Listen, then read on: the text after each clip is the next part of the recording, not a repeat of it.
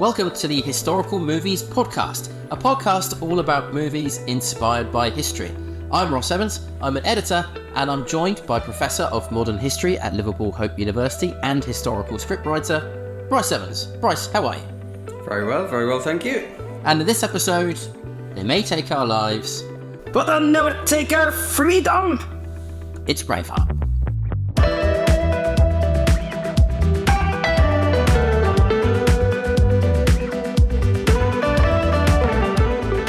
You've certainly taken my eardrums.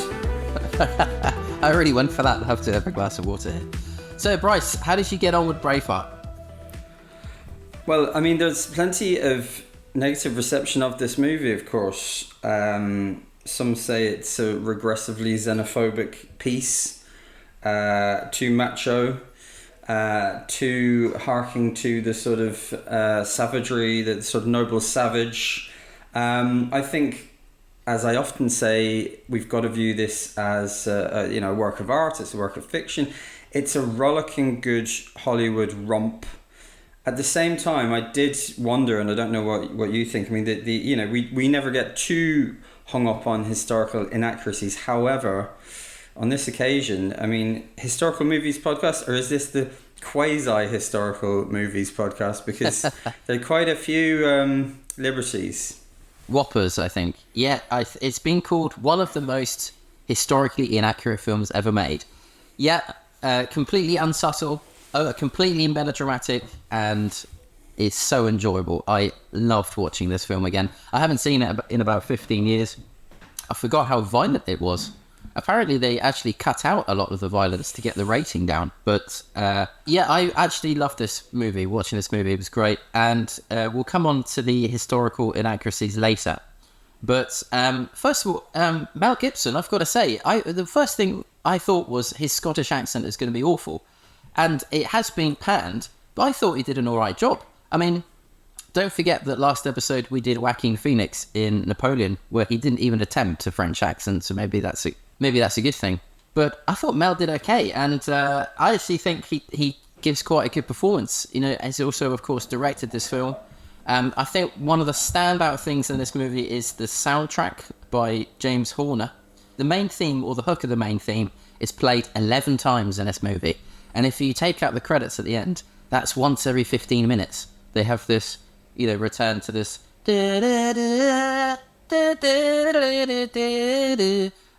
works very well. Apparently, James Horner, the guy who wrote it, has a history of, let's say, borrowing film scores. And if you listen to a anime song, the theme from 3x3 Eyes, apparently it's called, he's basically ripped that song off to write the Braveheart theme. It's a little bit too similar.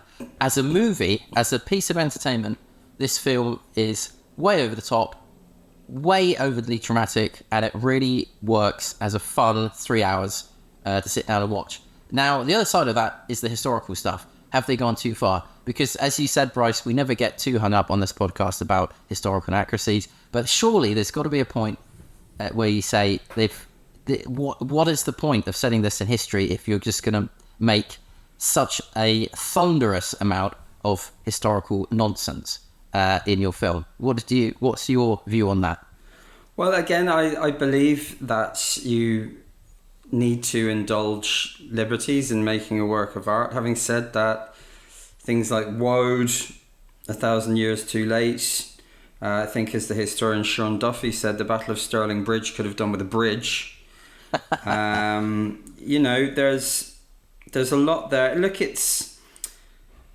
I mean, it's a difficult one. There's lots there that is just plain wrong. There's a lot of liberties taken. At the same time, very little source material on William Wallace. A lot of it taken from sort of dubiously antiquarian pieces, a lot of 19th century stuff. The 15th century verse of Blind Harry. So it's myth. It is myth. And I have to say, like a lot of the criticisms of the time, especially a lot of them by English cultural critics, to be really kind of po-faced. It's sort of unashamedly, look, it's slave narrative, it's Spartacus. Willie Maley writes that its perception, there's a real class divide in its reception. A lot of English cultural critics looking down their nose hated it. A lot of working class Scots loved it.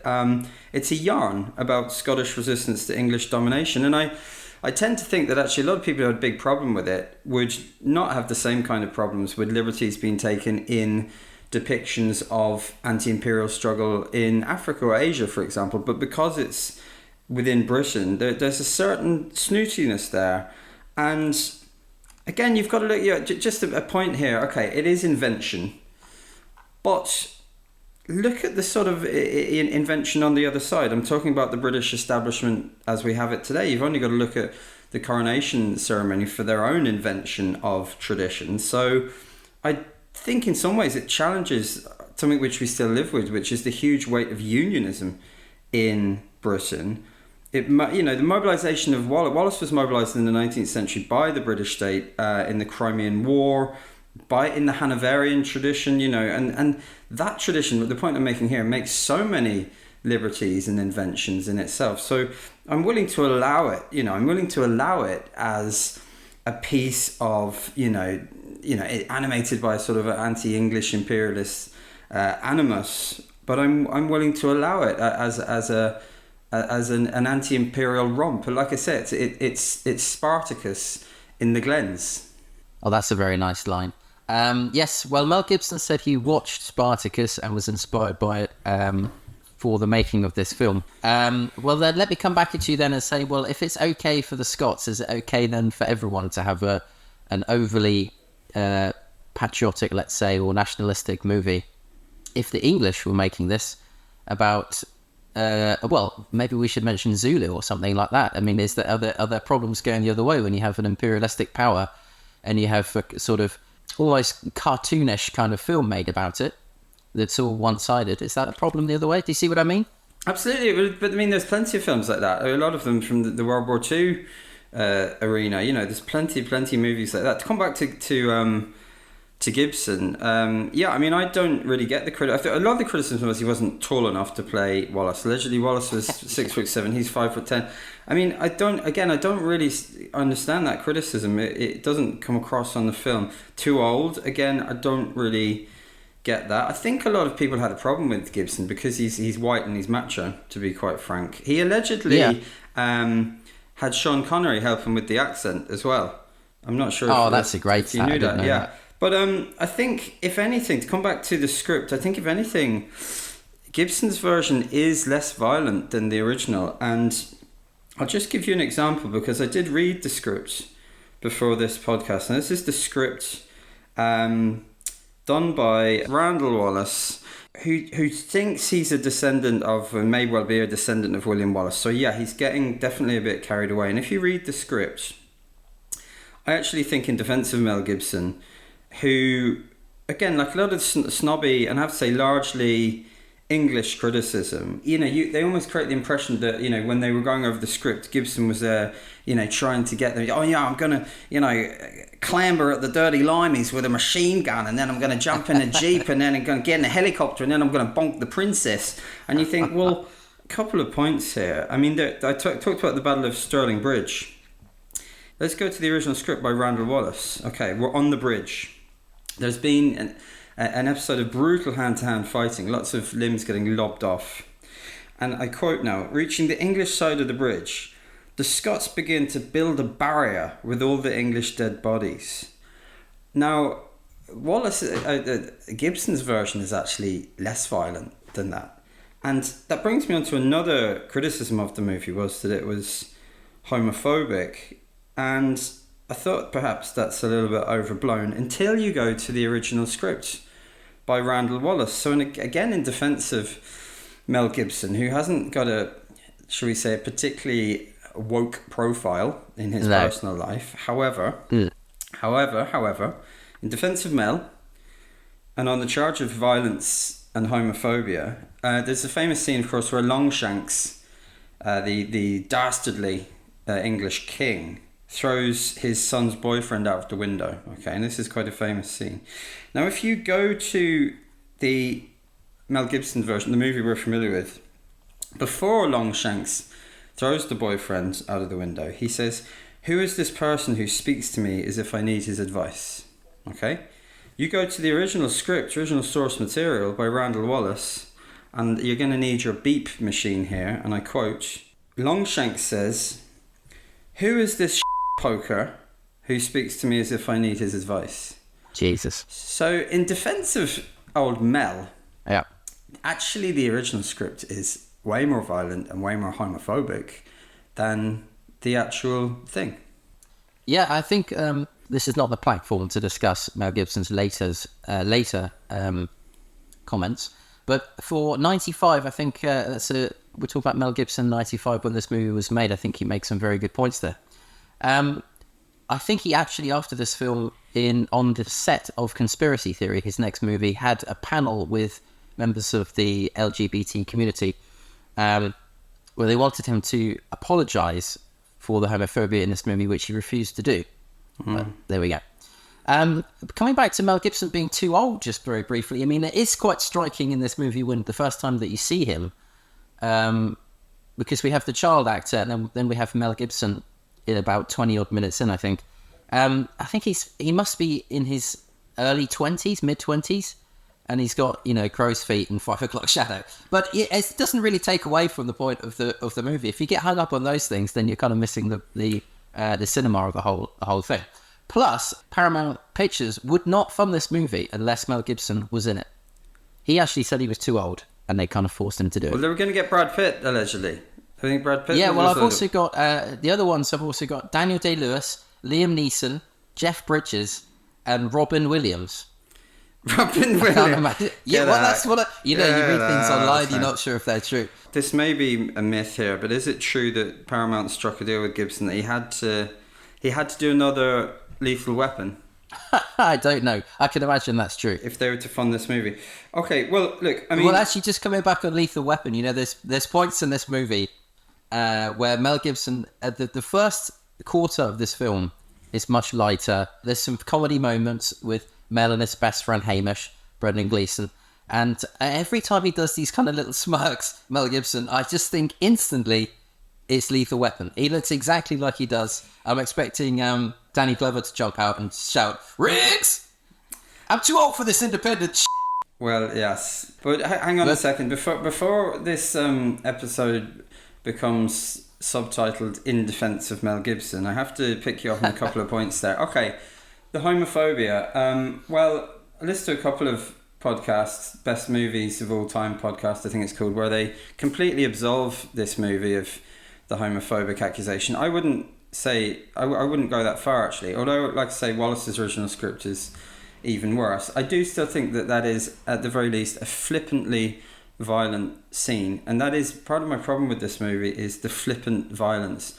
Another problem I have with this movie is in the use of child actors. Now, we've discussed before in this movie how in movies of this genre, the great man theory of history, you think sometimes it's useful to deploy childhood scenes to establish character. Well, I see your argument there, and I raise you this because I think some of the most eye-rolling moments here, I think the most eye-rolling moments for me are with his friend Steve and the Mad Irishman. You just think, oh, for goodness sake. And then the Irish and the Scots charge at each other and then shake hands. It's cloying, like, Celtic solidarity nonsense. I also have to say the worst thing for me, I don't really care about this stuff at the age of Princess Isabel. She was a kid, okay, all right, you can take... Well, is it actually, come to think of it, the affair between Wallace and Isabel, implying that Wallace actually fathered Edward III, it's a huge liberty. However, my point here is child actors, right? And again, I'm going to return to the script here, because I think you've got to go to the source material. So if we actually go to the script, and you think that it's legitimate to have these moments of childhood in these great man Hollywood pieces, well, let's just go to the script of when they're in the barn. Yeah. And I quote, hanging from the rafters of the barn are 30 Scottish noblemen and 30 pages. Their faces purple and contorted by the strangulation hanging, their tongues protruding. And little William Wallace and Willie Wallace. Little Wally Wallace's dad and brother are walking through this horrific scene. Okay, little Wally Wallace's father says, "It's the McAndrews." There is a shuffle. John spins. Little William has entered through the back door. John, "William, get out of here." William, "Why would the McAndrews make so many scarecrows?" Right, that's childish naivete there, okay? But before his brother and father can think of anything to say, William, little Willie Wallace, with a boy's curiosity, touches the hanged nobleman. It's too solid. He takes a real look at the face, and suddenly, William, "They're real! Ah!" He turns to run, but knocks back into the feet of the man behind him, and the scene ends with his father hugging little Willie Wallace and saying, and I quote, "Father, murdering English bastards." Now, you've just described why it exists. It exists to show the childhood trauma, the well of injustice that he then later is always trying to, his entire life, he's trying to rectify that. You've just explained why that works as a scene. Nothing so one-dimensional as a vengeance flick, and I think this kind of illustrates that. You're sticking up for this ginger mulleted child actor in order to establish character here, and it does speak to the fact that I couldn't believe this won Best Picture in terms of its like simplistic, flippantly violent. I mean, don't get me wrong, I enjoy it. It's a boy movie. It's a romp. Yeah. It's too long. It's 3 hours. But I would go back to Randall Wallace's script, bits like that, and I'd say, oh my goodness me. I mean, did he? I think he won an Oscar, didn't he? Wallace. I don't know if it did it. Or did he? Did it? I don't know. It won 5. I can tell you that it. It had a $72 million budget, made $209 million at the box office, so mega bucks. Was nominated for 10 Academy Awards, won 5, Best Picture and Best Director. I can look up whether it won for script. It's 79 on IMDb's top 250 movies of all time. So that just to add fire to your ire about the fact that winning Best Picture. Well, it was up against that year Apollo 13, Babe, Sense and Sensibility, and The Postman. Yeah, do you know the Italian one? Do not confuse that with the Cosnet vehicle that came out a few years later. The movie Heat didn't even get a nomination this year. Oh, good point. I'd actually written down, because I've also written down that's the same year as The Usual Suspects, 7, Toy Story. So you've got those. Heat is one of my favourite movies of all time. And I cannot believe that's a very good point. Didn't even get a look at. Well, now I agree with you. I was going to say, maybe, but this is very cinematic. You can kind of understand why the Academy thought that it was just the most entertaining romp, so they gave it the gong. But you're right there, Bryce. I'm 100% converted. And more on that point, it only won Best Picture at the Oscars, and no other award or critic group gave it Film of the Year. So. I don't know what happened behind the scenes. I have to reiterate the fact that I don't agree with a lot of the po-faced criticism, which is just because, quite frankly, people don't like Mel Gibson because he's white and macho. That's really what a lot of it boils down to. You know, I do enjoy this as a boy movie. It's a romp. It's a rollicking good watch. I don't have a problem with that. A little bit of trivia as well, which again upset some people, some purists, because it was filmed in Ireland. Now, I don't know why people would have a problem with that, but it was actually current Irish President Michael D. Higgins, who was then Minister for Arts and Culture, who lobbied hard for it to be filmed in Ireland. So much like Henry V by Laurence Olivier in 1944, here's a nerdy fact for you, a lot of the extras are from the Irish Army and the Irish Army Reserve. But I accept it as a rollicking good romp, sure. But at the same time, there's some flippant, silly, cloying pieces in here where I just can't accept that it won Best Picture. Yeah, I think here's another angle on the history as well that I wanted to ask you about. it kind of it romanticizes it in a different way. In the joke I made at the beginning about quoting the line about freedom.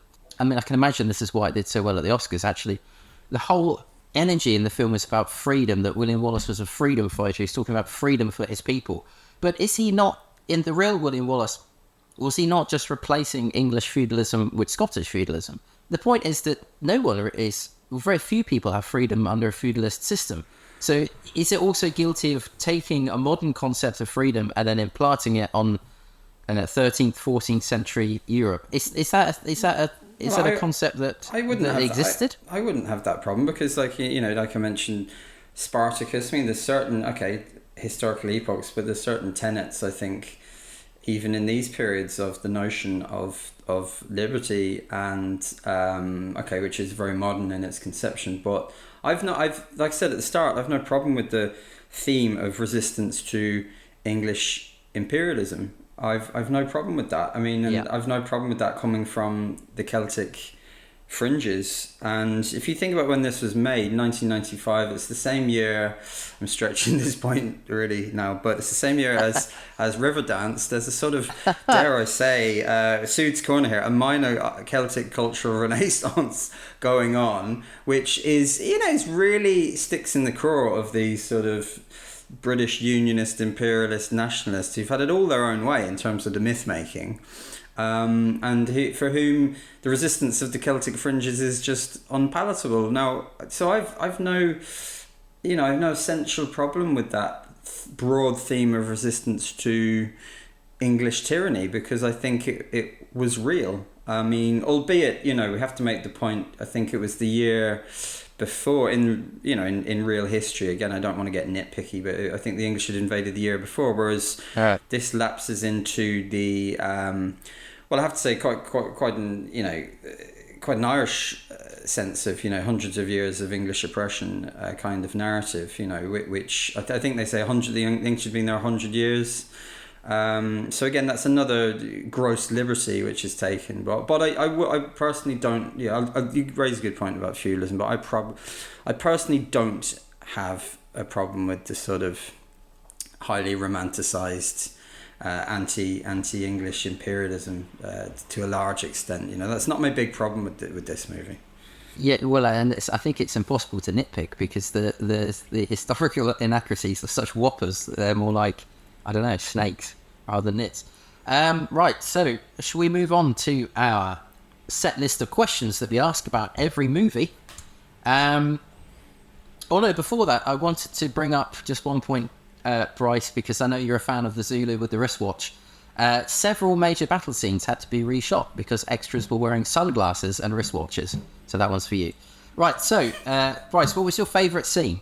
Okay, my favourite scene in this movie, which is, I'm going to say it's a silly movie, but I enjoy it because it's a silly movie to a large extent, despite the fact that, as I've said before, there are parts where my eyes are rolling so far into the back of my head, it's painful. But so in the theme of it being a silly yet enjoyable movie, I think it has to be the scene where the Scots get out their willies and their bums to the English. That's probably my favourite scene. Brilliant. I had the scene. I very much enjoyed the scene that when he gets revenge on the Anglash landlord who kills his wife. It all goes slow motion. He rides in, hands behind his back on the horse. They think he's unarmed, and then all hell breaks loose, culminating in the old fella played by James Cosmo. First of all, he's shot in the sternum with a spear, breaks it off, throws a spear 20, 30 meters vertically, which penetrates scale armor, some bloke in medieval armor. Yeah. And it's brilliant. And as soon as I saw that palisade wall, I knew someone was going to get impaled. And sure enough, Wallace tosses someone off. Well, maybe that's the director's cut, but it throws them off, and he gets speared on this palisade wall. But it's absolutely ridiculous scene. Yeah, you've got but it works. It works because it's just fun. It's just a fun movie. You'd have to be very sort of cold-hearted to be sitting there and go, you've got to be like, go on, Mel. Yeah, absolutely. Fair enough. Yeah. Here's a new question for you. What was your favourite performance? Mine was Patrick McGoohan as Edward the First. Just, he's obviously having a great time being the pantomime villain, complete with historically anachronistic yellow moustache. Did you notice that? A great smoker, this Patrick. I want to get onto yellow moustaches actually in a second. But he's brilliant in this film. I absolutely loved him in this. Just again, completely over the top. There's a great point where Princess Isabella gives him some advice, and he goes, "Thank you. You may return to your embroidery." It's just brilliant. Well, it's just great fun. Here, it's silly. It's especially his hammy performance is the hammiest of hammy. But again, you've got. I think you have to. If you sit here, if you sat watching this, arms crossed, picking out all the historical inaccuracies, you're kind of a miserable 3 hours. Mm-hmm. Yeah, absolutely. Who should do the DVD commentary? Which historical figure? Well, I'm not going to go for a historical figure, actually. I think you're talking about yellow nicotine-stained beards there. And I have to tell you, so I once went to a Celtic football match, and I think it was in Dublin, actually. I was living in Dublin. I think Celtic were either playing like a League of Ireland 11 or was it Shamrock Rovers? I can't remember. But I just always remember from an abiding memory of walking... Was it walking in or out of the stadium? But there was a big, fat, drunk old Scotsman with very lank white hair and very lank, yellow, nicotine-stained beard, sat in a puddle of his own wee-wee with the flag of St. Andrew draped around his shoulders. And he almost looked like a depiction in Asterix of one of the Gauls. And I would like that man to give the commentary, because I think he's probably the target audience here. I don't know if he's going to be listening to this, but if he is, I'd like to hear from him. I would like to know if he'll self-identify as that person you saw. I would select Edward II for a bit of historical, maybe releveling the historical bias in some respect. What's the best companion film to watch with this one? Now, I didn't have anything written down until you started talking earlier about resistance films and that kind of thing. So I was thinking maybe The Patriot is a good one for this. Yeah, and again, like we might do The Patriot, and there's again huge liberties taken there. I think there's a scene where the English burn a barn down full of American patriots, which is completely wrong there. So Mel, I think Mel has got a reputation, hasn't he, in all his stuff, be it Passion of the Christ, Apocalypto, Patriot, this, he of coming into places and taking huge liberties. I think probably companion pieces might be the whole Mel Gibson can I call it quasi-historical playbook? Any one of them, I suppose. Take your pick. He's done quite a few. So marks out of 10? Well, I take your point. It's a fun movie. I think with Wallace going up and down the line with his horse rearing and the freedom speech, it's a good score.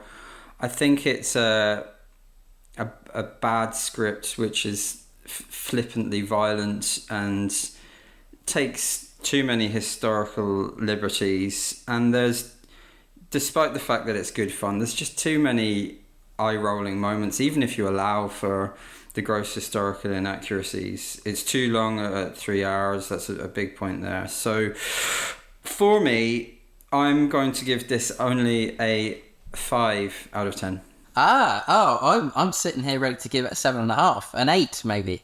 Wow. Just in terms of enjoyment, absolutely loved it. But I mean, I think it's difficult. We say marks out of 10. It's actually a ridiculous question, because I mean, it's very difficult to apply some kind of template to every single film you watch to mark them against each other. I think if you'd asked 18 or 19-year-old me how many marks out of 10, I'd given this like a 9 or a 10. Without question. Well, I'm 3 years younger than you. Maybe in 3 years' time I'll give it a 4. Maybe it. Maybe you haven't got the wisdom and the cynicism of years. So for the Hall of Fame, what item are we sticking in the Hall of Fame? The Hall of Fame. No, you go first, because I hadn't actually anything for this. Let me think about it while you talk. Go on. Well, I think it's got to be. Well, I thought it has to be Wallace's sword, But in the National Wallace Monument in Stirling, you can actually see what is supposedly, although it's not certain that it is, his huge 5'4" sword that he apparently used at the Battle of Stirling Bridge and the Battle of Falkirk.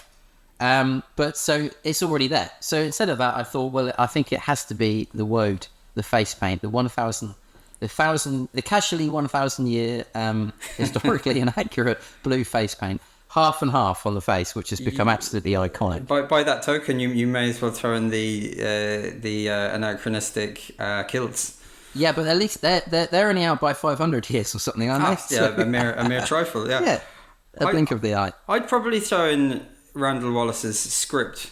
Because I really enjoyed going back and reading it and seeing, actually, again, in defense of Mel, how far he toned it down. I really think Randall Wallace, who allegedly got inspired by this in I think the early 80s, he was visiting Edinburgh and, sucked into the tourist world. And I think if you look at that script, you just get very carried away. And weirdly, Mel Gibson is the sort of moderating influence.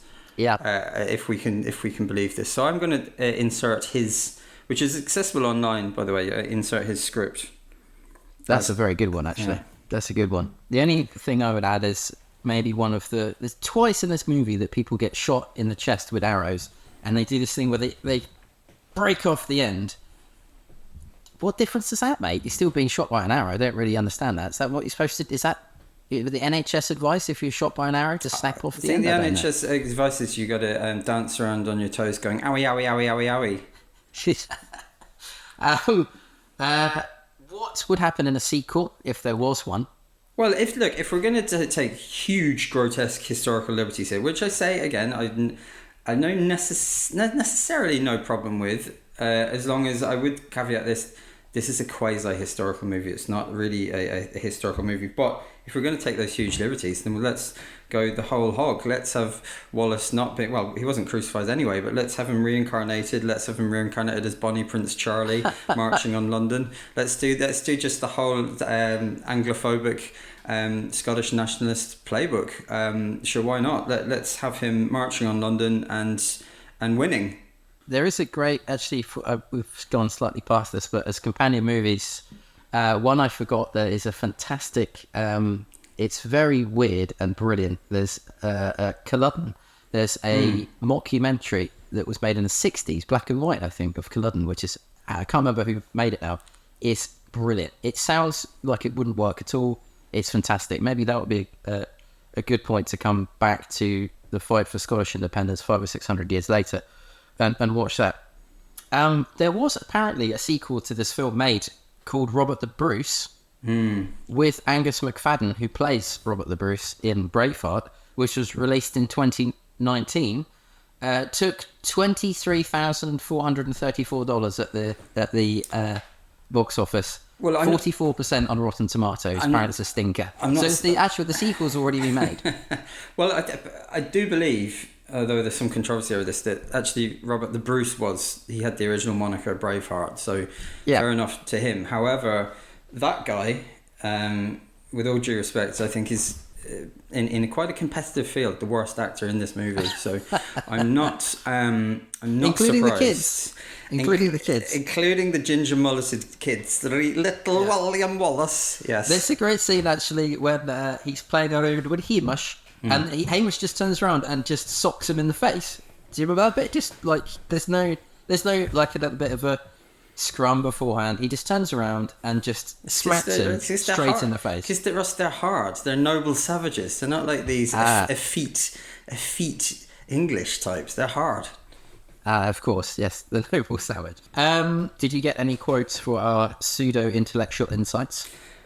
Alex von Tunzelmann, writing in The Guardian, where I always turn for this piece, writes that it was a great big steaming haggis of lies, which I actually think is typical of the very mean-spirited and po-faced reviews that this attracted, I have to say. I think it's a really kind of mean verdict on a very admittedly very silly film. But yeah, I just think it's a very typically Guardian sneering verdict, I have to say. The next section is military historians' pedantic profundities, which may actually be not relevant in this film because they're such whoppers that you can't. Is there any? Did you find any pedantry in this? This it's just too many. We need to do another episode because there's just so many. I mean, like I say, we've got Battle of Stirling Bridge without a bridge. Then you know. Well, apparently Mel Gibson said it got in the way. Did you read that? They said, Mel, why is there no bridge? He said because it got in the way. Fair enough. Yeah. The only one, well, I mean, there's so many to choose from, but in terms of, I suppose, nitpicking, the height, I think, of Mel Gibson. But at the same time, people are saying, but Patrick McGoohan is correctly 6'2", as Edward I was. So, you know, I'm not sure, what would the list of actors be that are, how tall was William Wallace? 6'7" or something? 6'7"? Yeah. But something I don't think this stuff necessarily comes across on screen. So I find that not at all. I always find this criticism a very pedantic one. Did you have anything for our category of best five-a-side football team name? One struck me whilst we were talking, and that's, what about just Blind Harry? That's very good, actually. Yeah. I think it's too. I think it's been so derided, this movie, that I don't want to indulge in derisory puns. Yeah. So let's go with Blind Harry, yeah. Brilliant. Well, that's it. That's everything we've got. Is there anything else we haven't mentioned? There was one point I wanted to make about the inaccuracy, that there is very little known about Wallace, isn't there? Could you actually make the point that, maybe this is stupid, but because there's so little of recorded history about him, then all of this stuff could have happened? Yes, I mean, that is a point, and I think you've got to, maybe medievalist listen will dispute this, but again, the biggest source is lyrical at 15th century, it's Blind Harry, it's dubious 19th century antiquarian stuff. It does, to be fair, who I've criticised Randall Wallace and his very silly script, but at the start there is a sort of quite self-reflective tone when I think it's Robert the Bruce who's the narrator says, look, historians will say this is, and I'm paraphrasing now, like a load of guff, but history is made by those who do the hanging, or words to that effect. So in line with the fact that we don't get, too angry about the historical inaccuracies on this podcast, I think, you've got to say the source material is so scant and patchy and poetic and romanticised that you can forgive some of the liberties, perhaps. Yeah. Bryce, I've really enjoyed this one. Me too. Me too. That was Braveheart. Thanks for listening, and we'll see you next time on the Historical Movies Podcast.